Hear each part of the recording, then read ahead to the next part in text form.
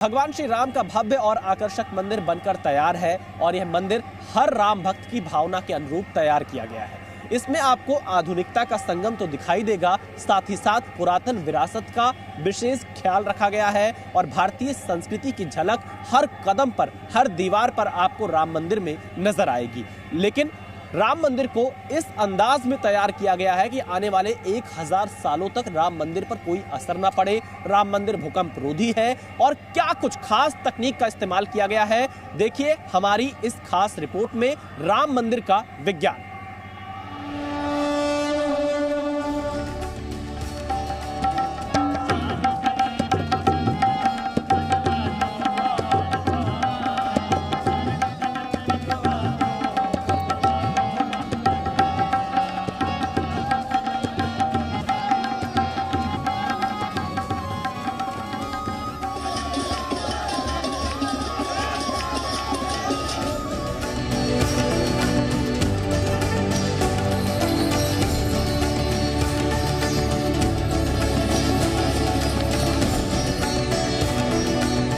रघुनंदन श्री राम 500 वर्ष बाद अपने भव्य मंदिर में आ गए हैं।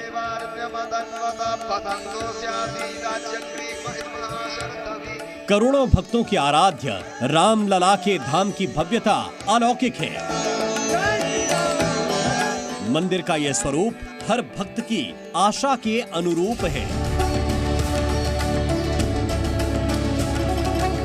हर भक्त की भावनाओं का आधार है और हर भक्त की आस्था का प्रतीक है।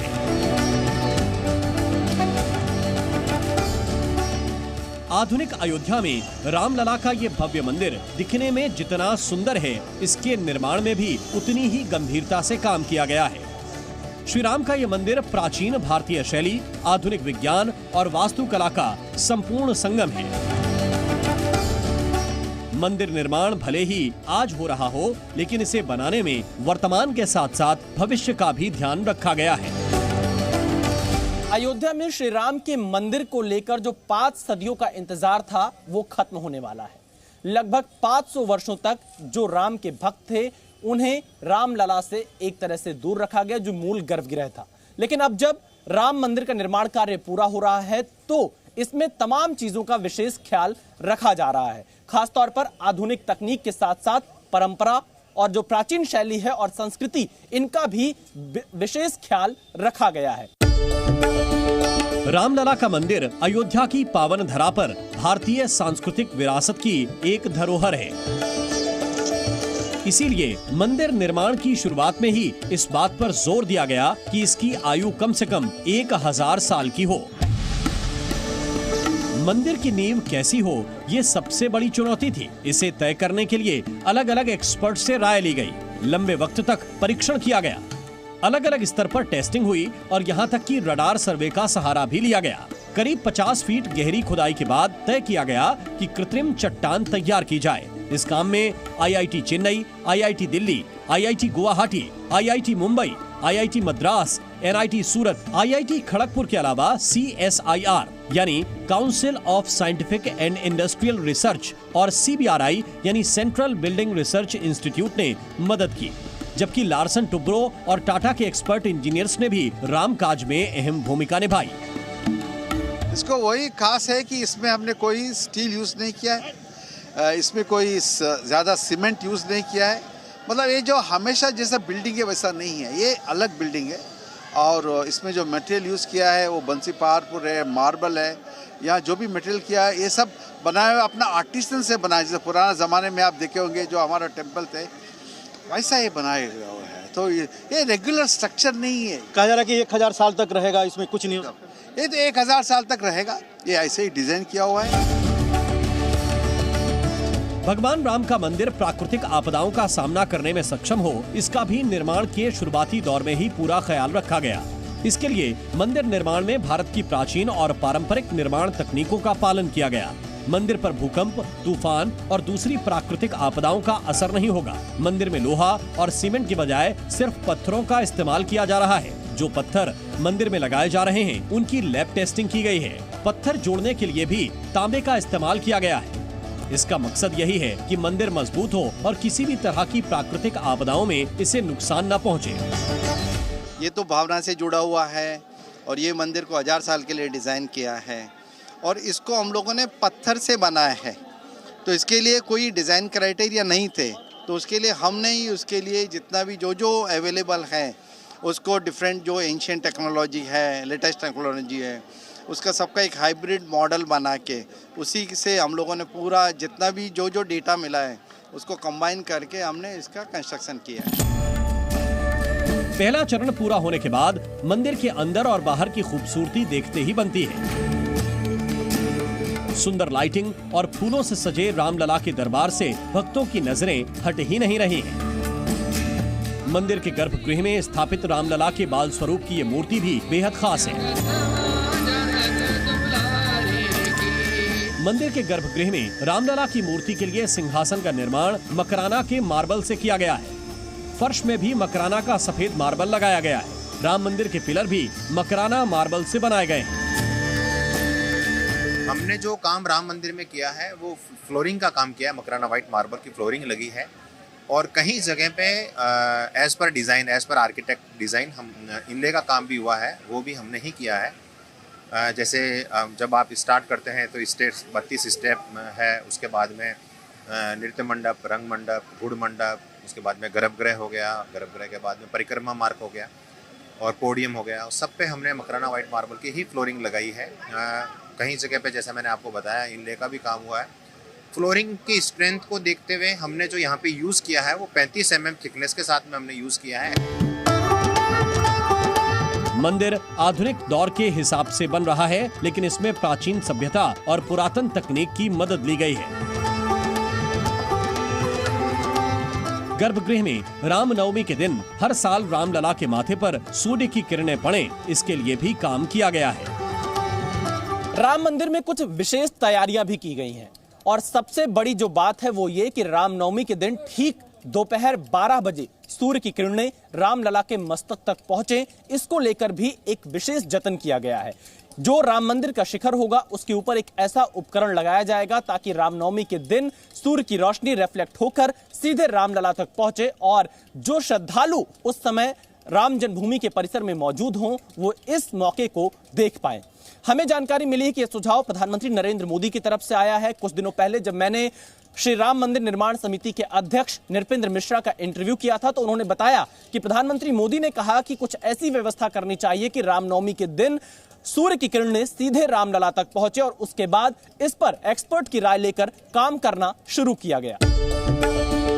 रामलला के मस्तक पर सूर्य की किरणें पड़े, ये सुझाव प्रधानमंत्री मोदी ने दिया, जिसके बाद इस पर काम शुरू हुआ और CSIR रुड़की यानी council of scientific and industrial research की टीम ने डिजाइन तैयार किया। एक बात तो बहुत बड़ी हम करने जा रहे हैं वो टेक्नोलॉजी है।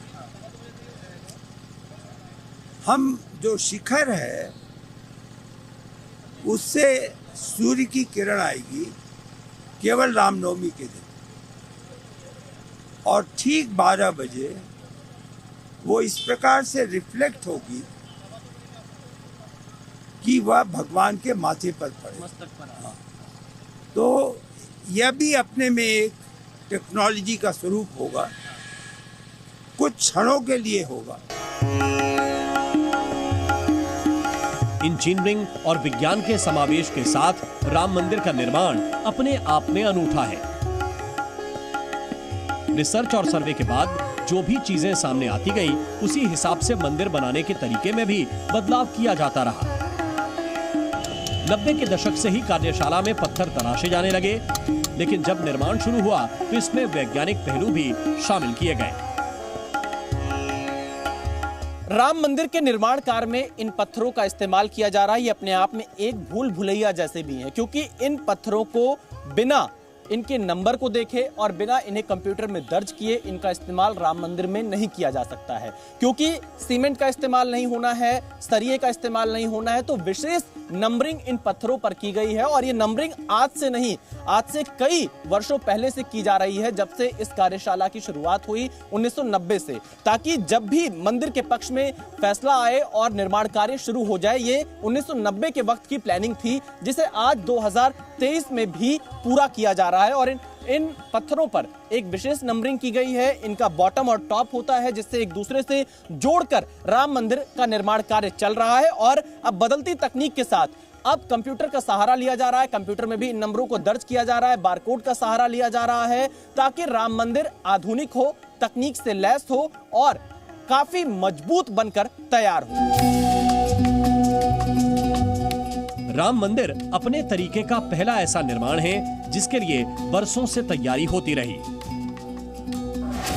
मंदिर का मॉडल हो या बनाने का तरीका, सब कुछ जांचने और परखने के बाद ही धरातल पर उतारा गया। कई ऐसे फैसले भी लिए गए जो निर्माण कार्यों में सनातन पद्धति का हिस्सा रहे हैं। प्राचीन ही मंदिर है। अगर ये मंदिर मैं ये कहने जाऊं कि अगर हजारों साल पहले बनता तो भी इसी तर्ज पे बनता, इसी कंस्ट्रक्शन टेक्नोलॉजी पे बनता। तो जो हमारा ट्रेडिशन है, 14 जनरेशन से हमारा परिवार यही करता आ रहा है। तो ये एक ट्रेडिशनल आर्किटेक्चर ये एक एंशियंट आप बोल सकते हैं कि जो अगर आप कोई भी पुराना मंदिर ले लीजिए, उसकी कंस्ट्रक्शन टेक्नोलॉजी या उसके जो भी अंदर जो लेयर्स है टेम्पल्स के, जो कार्विंग है, वो सारी की सारी प्राचीन तह पे की गई है। देश भर में कई मंदिर सदियों पुराने हैं और आज भी वो मजबूती से खड़े हैं। राम मंदिर निर्माण में भी यही प्रेरणा ली गई और उसी आधार पर काम आगे बढ़ाया गया। साथ ही संपूर्ण भारत की झलक इस मंदिर में दिखे, इसके लिए भी प्रधानमंत्री मोदी ने सुझाव दिया, जिसके आधार पर निर्माण में जुटे लोगों ने काम आगे बढ़ाया। उन्होंने कहा कि यह मंदिर इस प्रकार बनाओ कि भारत के हर दिशा से आने वाला भारतीय और जो विश्व में भारतीय है उसको यह विश्वास हो कि वो अपने मंदिर में जा रहा है। ऐसा नहीं लगे कि ये नॉर्थ इंडियन टेम्पल है। इसलिए कोशिश की गई है, कुछ की गई है, कुछ आगे होगा। जैसे साउथ में गोपुरम होता है, आने वाले वर्ष में हम कोशिश करेंगे कि गोपुरम का निर्माण भी हो। मंदिर पूरी तरह पत्थरों से बन रहा है, इसीलिए हर पत्थर को तराशने से पहले उसकी टेस्टिंग भी की गई। एक्सपर्ट की सलाह पर काम किया गया, यानी निर्माण से पहले ही सभी पहलुओं को परखा गया, ताकि भविष्य में किसी तरह की चुनौती का सामना न करना पड़े। भगवान श्री राम के मंदिर के लिए पत्थरों का चयन भी विज्ञान के आधार पर किया गया है। राम मंदिर में इस्तेमाल होने वाले पत्थर बंशी पहाड़पुर से मंगाए गए हैं और कुछ पत्थरों का इस्तेमाल मिर्जापुर से मंगाए गए सामान से भी किया गया है। दरअसल ये सैंडस्टोन यानी बलुआ पत्थर होता है, जो कि काफी मजबूत माना जाता है। वैज्ञानिक दृष्टिकोण से इसका अपना अलग महत्व है और वैज्ञानिकों ने इसमें कुछ इस तरह का भी प्रयोग किया है ताकि आने वाले दिनों में पानी के रिसाव और रंग बदलने की दिक्कतों को भी दूर किया जा सके। और ये पत्थर काफी लंबे समय तक चलने वाले पत्थर होते हैं और हर एक दृष्टि से, हर एक पहलू से इन पत्थरों की जांच परख भी की गई है। कार्यशाला में आज भी पत्थर तराशे जा रहे हैं। बड़ी संख्या में कारीगर यहाँ काम में डटे हैं। पत्थर तराशने में प्राचीन भारतीय नक्काशी की झलक है। सबसे खास बात यह है कि मंदिर में इन पत्थरों को जोड़ने के लिए भी प्राचीन पद्धति से ही काम लिया जा रहा है। इसके अलावा मंदिर परिसर में देवी देवताओं की मूर्तियां भी बनाई गई हैं। देवी जी है और ये सभी देवी योगिनी यक्षिणी के रूप में है और देवी सरस्वती और इसके रूप में है और ये पूरा सब तरफ है। आप जैसे भी बाजू में परिक्रमा मंडल में जाते हैं, पूरा रामायण है, रामायण की कथा है। 3D कोर मतलब मूर्ति के रूप में है, जो राम के मूल रामायण में लिखी हुई जो कथा है वाल्मीकि के, उसके 100 प्रसंग है उसमें। अयोध्या में मंदिर निर्माण के लिए जितना लंबा संघर्ष चला, उतनी ही चुनौतियां निर्माण शुरू होने के बाद भी आईं। मगर हर चुनौती का सामना करते हुए काम आगे बढ़ा और अब प्राण प्रतिष्ठा की घड़ी आ गई है। भारत में इंजीनियरों ने इससे बड़ी कठिनाई का सामना शायद किसी ही निर्माण में किया होगा। दरअसल 2021 में जहां एक तरफ राम मंदिर की नींव का काम चल रहा था, तो वहीं दूसरी तरफ यहां की मिट्टी को लेकर भी जांच परख लगातार जारी थी, क्योंकि सरयू नदी का किनारा है और यहां से थोड़ी दूरी पर राम जन्मभूमि है और यहां की मिट्टी का जो विश्लेषण था वो करना इसलिए जरूरी था ताकि यह पता चल सके कि यह किस प्रकार की मिट्टी है। मिट्टी का परीक्षण करना, नींव को उस तरह से तैयार करना, उसके बाद आर्टिफिशियल चबूतरा तैयार करना और इन सब को मानकों के आधार पर तय करना इंजीनियरों के लिए एक बड़ी चुनौती थी। काफी लंबे समय तक इस पर परीक्षण चला और तब जाकर राम मंदिर की नींव तैयार हो पाई, राम मंदिर का चबूतरा तैयार हो पाया और आज विशाल राम मंदिर तैयार दिखाई दे रहा है। यानी आप ये कह सकते हैं कि भारत के इतिहास में जब भी इस राम मंदिर के निर्माण को लिखा जाएगा तो ये अब तक के सबसे कठिन और चुनौतीपूर्ण निर्माण कार्यों में से एक माना जाएगा।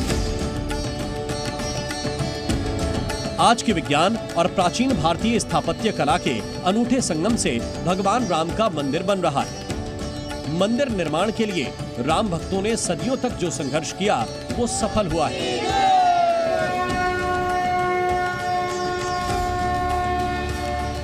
मंदिर का आधुनिक स्वरूप बेहद भव्य है। वैज्ञानिक और प्राचीन तकनीक से बना यह अद्भुत मंदिर जब संपूर्ण हो जाएगा तो इसकी भव्यता और भी बढ़ेगी। मंदिर की मजबूती पर पहले दिन से ही पूरा ध्यान दिया गया है और अगले 2 चरण का काम भी उसी हिसाब से होना है। यानी राम मंदिर आधुनिक भारत की एक ऐसी विरासत है जो युगों युगों तक अजर अमर रहेगी। अयोध्या से विशाल पांडे के साथ ब्यूरो रिपोर्ट, जी मीडिया।